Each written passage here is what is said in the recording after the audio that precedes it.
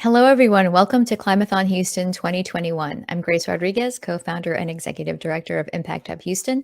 We just wanted to welcome you first and give you some time to get to know each other. Feel free to drop an introduction to yourself and your LinkedIn or website link in the chat. We are really proud to present it in Houston along with our partners, Greentown Labs, who's hosting the remote platform, which you'll all be able to hack around and form teams later on. And we want to thank cPanel, Syzygy Plasmonics, Halliburton Labs, and Code for America, and the City of Houston for being community partners and sponsors for this Climathon Houston. And to tell you a little bit more about all of our sponsors and what's going to be happening today, I am happy to present our MC, Trevor Best, CEO and co-founder of Syzygy Plasmonics. Trevor, please take it away. Hey, thank you everyone so much for joining us today for this kickoff for Climathon 2021. We are really excited to have everyone here today to start to ideate and get this fantastic innovation engine rolling. And so once again, I'd just like to go through a huge thank you to the sponsors, Halliburton Labs, Greentown, cPanel. Really could not ask for a better group of people to be working with, and special thank you to Impact Hub and Grace and Michelle for hosting all of this. So what is it that we're here to do today? The purpose of this event today is for partners and participants to come and design and start to develop solutions for any of the City of Houston's challenges. And there are a number of challenges that we're going to talk about today that Climathon is coming together to help solve. And so a lot of these challenges are focused around the energy transition and really how do we help the world chart a future to a cleaner, better tomorrow, chart a path to a cleaner, better future tomorrow. So without further ado, I would like to introduce the challenges that we are here to talk about today. And then just for kind of a quick run of show, we're going to introduce the challenges. We're going to ask any of the participants today to come up on stage and talk about any of the ideas they have, so that you can potentially, excite future team members and get people to join your initiative. So we're going to ask people to come up on stage and talk about their ideas. And then towards the second half of the show, we're going to move to individual tables and let people network and kind of settle in, talk about different ideas, and talk about ways to address these challenges. And that'll be a fantastic event for today. So the first challenge that we're here to talk about is the energy transition. And so this challenge is around developing innovative ways to shift the planet from extractive technologies such as oil and gas extraction to drive energy production, to regenerative energy production technologies, things like wind, solar, carbon capture, distribution technologies, things that provide us with a more sustainable future. And really the purpose of this is to help restore, protect, and enhance Houston's abilities to capture and store carbon, to increase the footprint of renewables in and around our city, and to bring about new and innovative technologies that can help us during the energy transition and really help Houston to remain, an energy capital of the world going forward. And so that's the first challenge, all focused around the energy transition, basically what comes after fossil. The second challenge is around materials management. And so this is developing innovative ways to reduce waste production or optimize waste operations. So, this is a reduce, reuse, recycle kind of challenge. So how do we reduce the amount of waste that we generate? How do we reuse things that might be able to be given like a second life? And how do we recycle things so that they can stay within that value chain without just being dumped into a landfill? And so, reducing waste production, optimizing waste operations, reusing or upcycling raw materials into useful products to help lengthen their lifespan and keep materials off the streets and out of landfills. And any kind of technologies to help recycle emission materials into energy efficient or other raw materials for manufacturing and production. The next challenge, so that is challenge number 2 around materials management, reduce, reuse, recycle. The next challenge, challenge number 3, is around building optimization.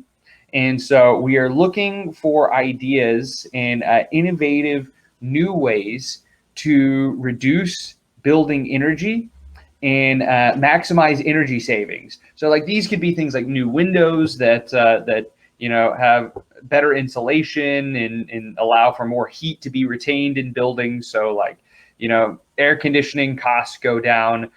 This could be replacing generators that are attached to buildings with zero emission solutions, battery backup, things like that. And how do we increase? So this is a kind of twofold. One, with new buildings coming up, but also like how do we increase the healthfulness and utility of the existing buildings that the community has? So buildings that have been made a long time ago and really aren't up to the current efficiency standards. How do we bring those up so that they are as efficient and sustainable as they can be? So yeah, that is the third challenge around building optimization. And then the next challenge is regional resilience. And so this is about how do we increase the resilience of our community across the board. And so some good examples of this would be like flood prevention. So whenever we are faced with the interesting situations that living in the city of Houston can present us with, like situations like Hurricane Harvey or any of the tropical storms that come through, how do we prevent flooding in those areas? How do we make sure that everyone in our region has access to clean water during these times? How do we make sure that we can prevent the grid from going down or have a plan in place in case the grid goes down in our areas? How do we engage with people in building better habitats that promote cleaner, greener communities? So, how do we get more green space in the city and have, the population have access to those areas? How do we accelerate clean urban mobility, adopt things like hydrogen fueling or electric vehicles? And so that is, just all around increasing the resilience of the community across many, many different angles. These things that I'm listing out is definitely not all inclusive, and we're here to brainstorm and ideate. And then finally, the final challenge is the challenge that you're facing or your community is facing.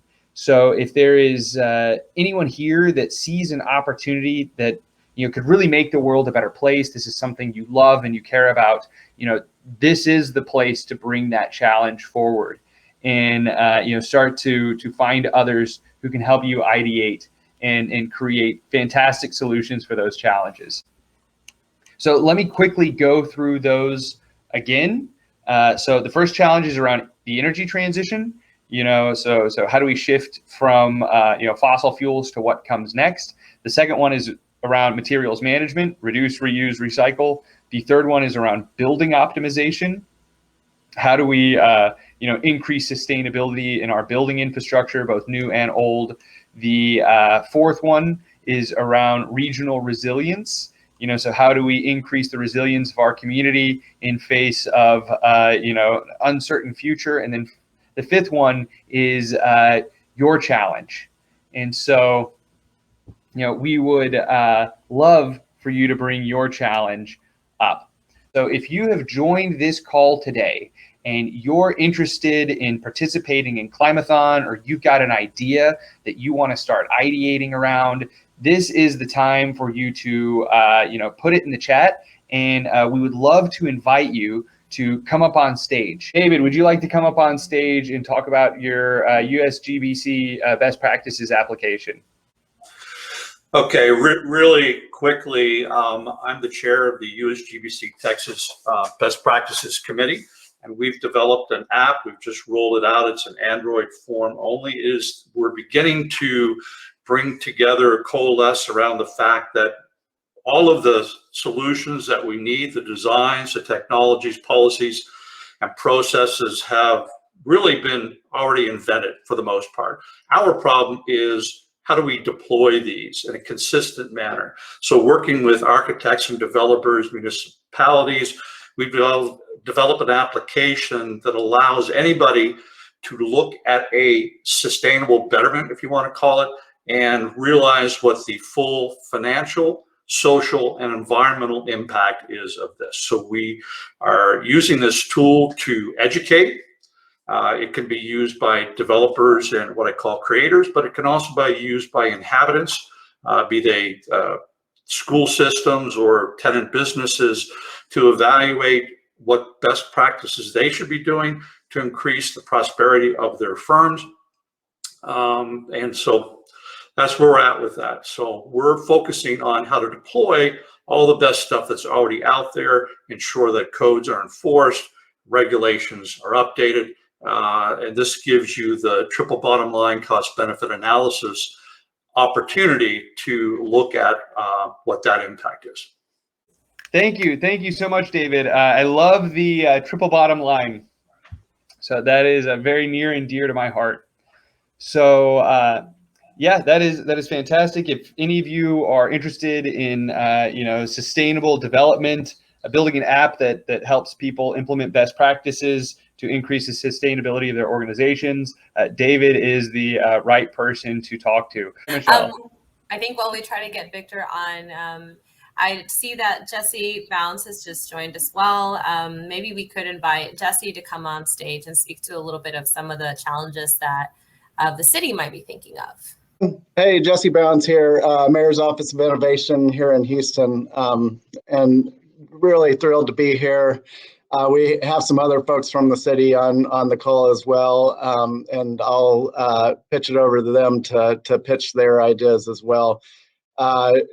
We are, for those of y'all that know, we have a Office of Resilience and Sustainability now, with a Chief Resilience Officer under Priya Zachariah. She heads that office, and we discussed with them before this event some of our biggest challenges that we have as a city around sustainability and resilience, and what project areas we wanted everyone to focus on.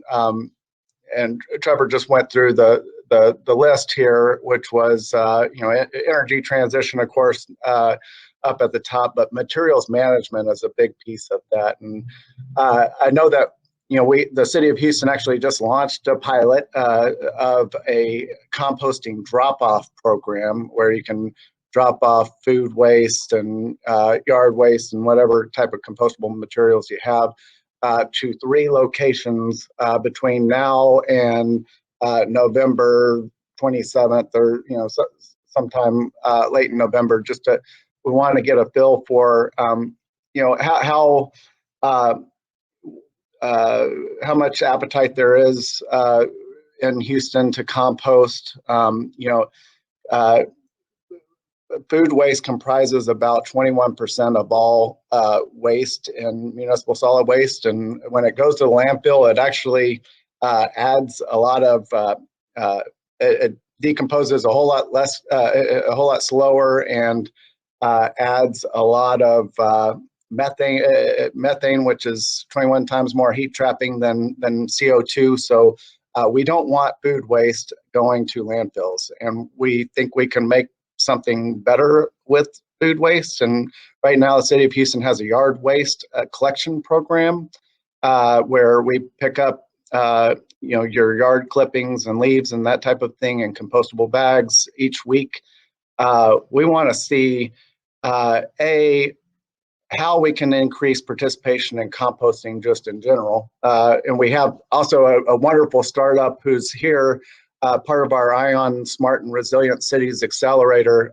Chris Wood is with Moonshot Composting, and they're actually on the call now, and probably the best people to talk about composting in general. But how can we increase compost participation, could we even do a curbside collection of composting food waste material like we do for yard waste, but for food waste? So what are some of the program design parameters that we can do with that? And or is drop-offs the best option? We are one of the few cities in the country that doesn't have a garbage fee, so we can't impose another fee on that's kind of off the table. So, you know, in a city like Houston, how can we get to more composting?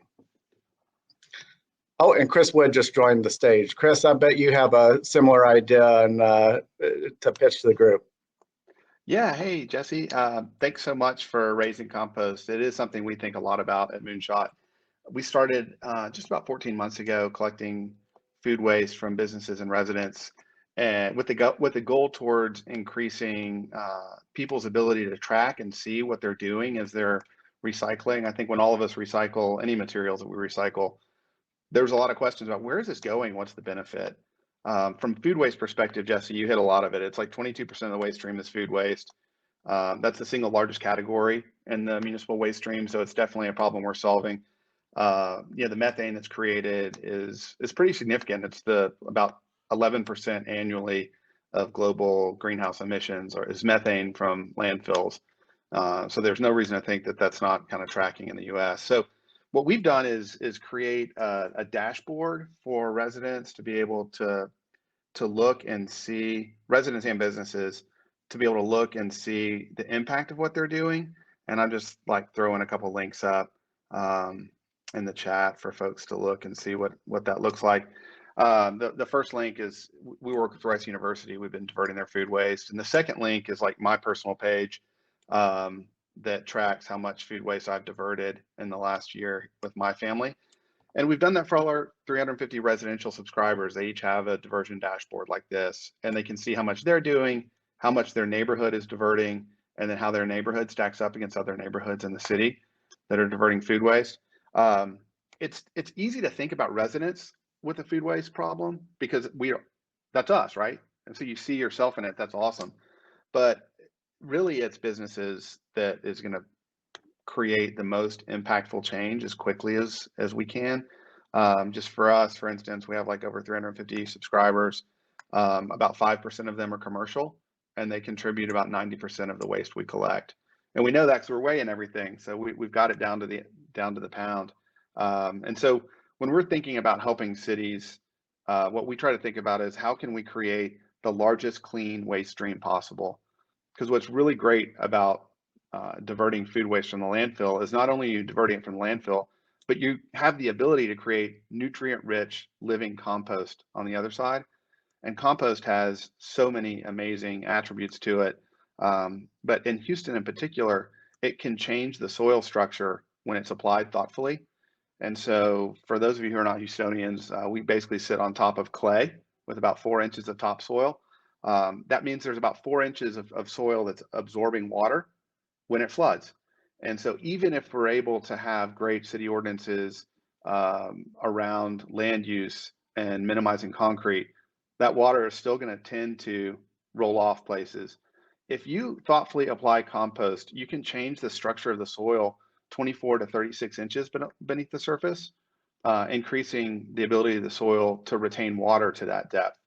And there are people that I trust that are very smart, much smarter than I am when it comes to soil, that have back of the napkin to say, if we were to plot to top dress yards in Houston, top dress just means but like 3/8 of an inch of compost across yards in Houston. And if we could hit 40% of the yards in Houston with compost, we would be able to prevent the next Harvey by allowing soils to hold that much water in place. So it's not a technology solution per se, but it's one that has a multi-billion-dollar impact right where we live. So we're focused right now on the diverting of the food waste, but in the background, we're also working on how we can work with interested parties to say, let's just start creating a ton of compost and let's start applying it thoughtfully in Houston, and we can change the way future flooding events unfold.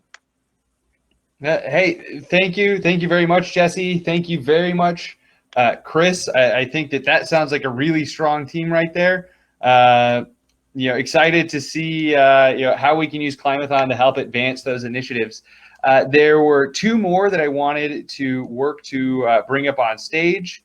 Trevor, while we're doing that, also, I'd love one of my colleagues who manages our energy management portfolio for the city, Shelley Carter, is on, and I'd love for her to present. She has a couple of ideas also. I'm just being told she is unable to do this because she's having a similar issue as Victor with being on the phone and being blocked by the firewall. So, Shelley, if it's okay, I might just present the challenges that you had, and you can go ahead and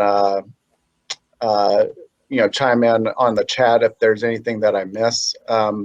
But hers are really around building management, especially in the city of Houston. So, we have old buildings, and how can we extend the life of those assets? So we, and also make them more energy efficient. Actually, come back to me, would you? And then, or I'll fully and pitch them for Shelley. Hey, we got you, Victor. Am I heard?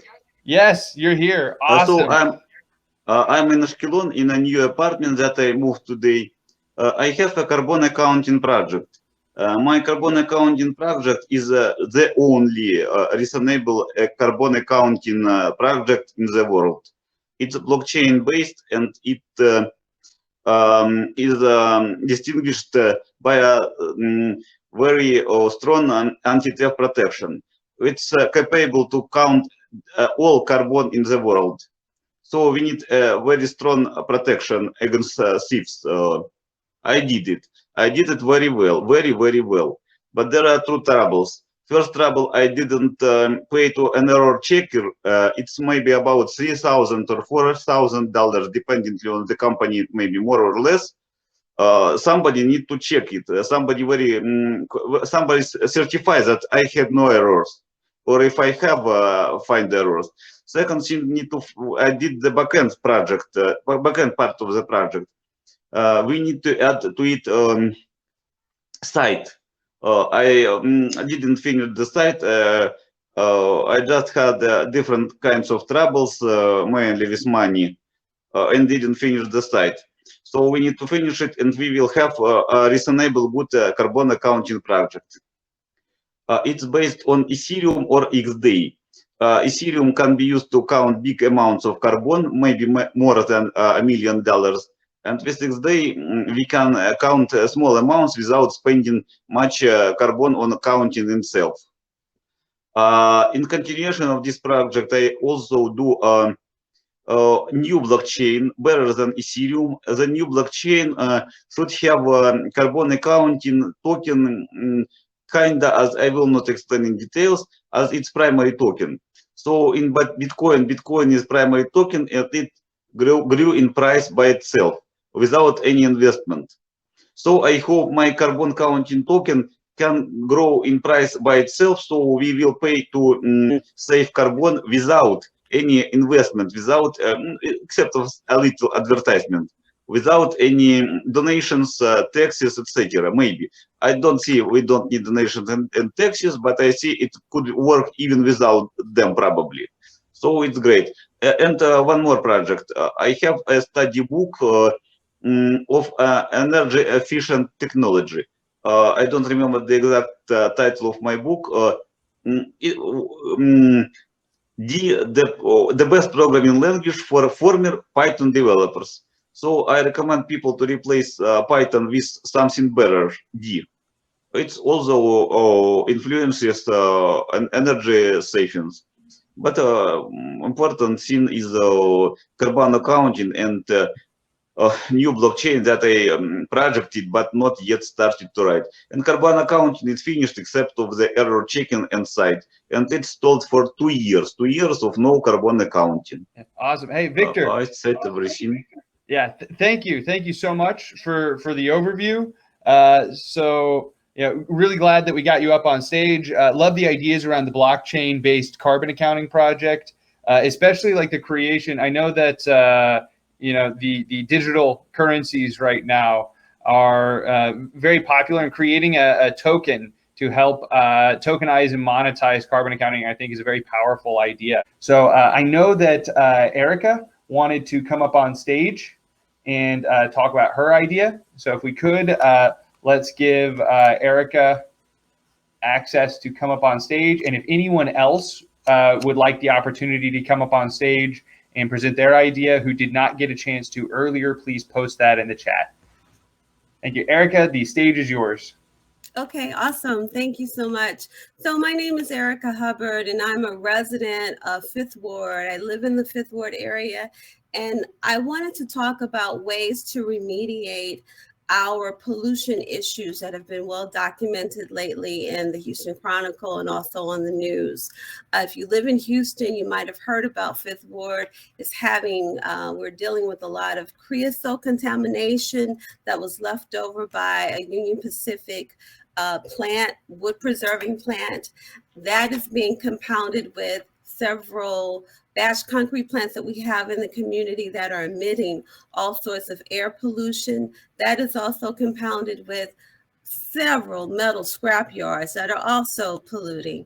And recently, as of last week, the EPA discussed, it was on the news about lead being in a lot of the houses. So we have lots of contamination. And what I wanted to do was come up with a multi-pronged approach to help heal the soil, help heal the air, help heal the issues that we're having in the community using nature. Fifth Ward is a very vulnerable population, and we've got to figure out how to stop all of these polluters from contaminating not just the air that we're breathing and the water that we're drinking, but for future generations. And so what I wanted to talk about was coming up with a way to utilize esplanades and right-of-ways that are owned by the city. We're currently doing that in a pilot right now by creating a pocket prairie, and we have a community garden. And what we're doing with the community garden, we're planting lots of native plants that are removing carbon and putting out oxygen, taking metals out of the soil, and we're also doing composting and rainwater harvesting. So what I wanted to do was to figure out, perhaps minus the rainwater harvesting and the composting, but how can we at least turn some of the right-of-ways and the esplanades into pocket prairies so that we can and have some tree canopies so that we can have a fresher air, better air. And so I talked about TERS potentially covering the cost for this, as well as grants and nonprofit organizations, maybe collaborating with some of the universities for environmental justice internships. A lot of things can be brought to the table to address this. And so I just wanted to throw that out there. I don't know, Trevor, if you appearing all of a sudden means my time is up, but that's essentially what I wanted to say. If you all have any ideas, I'm open to listening to your suggestions. Thank you. Awesome. Thank you so much, Erica. And I personally love the idea of like rewilding, where you start to reintroduce some of the natural environment that was here before the city was to Yes. help with. Go ahead. We were a coastal prairie before anything came about, any house, any horse that came through here on a horse and buggy. This was a coastal prairie land. And if we can bring more native wildflowers, native plants back here, I mean, it would even help with flood mitigation because native plants have such deep roots, and that could help with water runoff. So there's so many things we can do. We just need to do them, get to the table and put all of our minds together and do them. So work with nature instead of fight it. I love it. So, hey, we've got a few more minutes. I'd like to use the next few minutes to wrap up the day. And so the next thing that I'd like to cover are just some very important dates in the future. So coming up and following this event, we've got Climathon's Week of Action. And so that Week of Action is really starting at 2 a.m. And we are going to post that link to the week of action in the chat. I will post it right now. So boom, if you're interested in participating more in Climathon, here is the Climathon link to the week of action. And then locally, so that's global. Locally, for the next week, we're going to continue self-organized hacking and working on these ideas on Discord. And so we will be posting a link to a Discord server that is associated with Climathon Houston. And so please join the Discord and start working together on these ideas. And then the final working session, there, Grace just posted the link for Discord. The final working session on Discord will be on the 28th. So that is this Thursday from 4 to 5 p.m. And we need to submit our solutions on DevPost by noon on Friday. So it is very important that you get your idea submissions in by noon on Friday, because the 29th to the 31st, we will be judging. And after the judging, we will announce winners on November 1st at noon. So, get on Discord, work together, start to solution these ideas and come up with a good plan, and put that plan on DevPost by noon on Friday. And if we could we get a link posted for where to submit the ideas, just so that everybody has a copy of it? And then, winners will be announced on the 1st. And so with that, I would like to thank everybody for participating today. This was a really fantastic event.